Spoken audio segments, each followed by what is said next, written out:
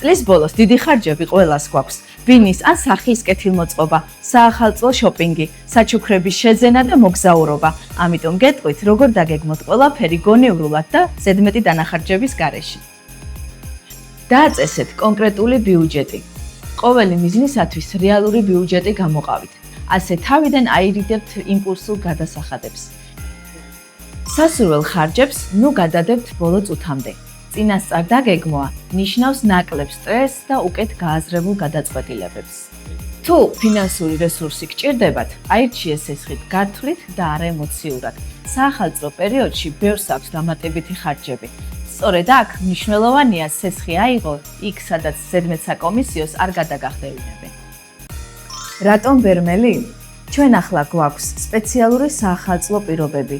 იპოთეკურ, ბიზნეს და სამომხმარებლო სესხებზე თქვენ არ გადაეხდით გაცემის საკომისიოს, ან დაპორტინდით ყველაზე დაბალი პროცენტით ბერმელში, ფიქსირებული 18% წლიურად.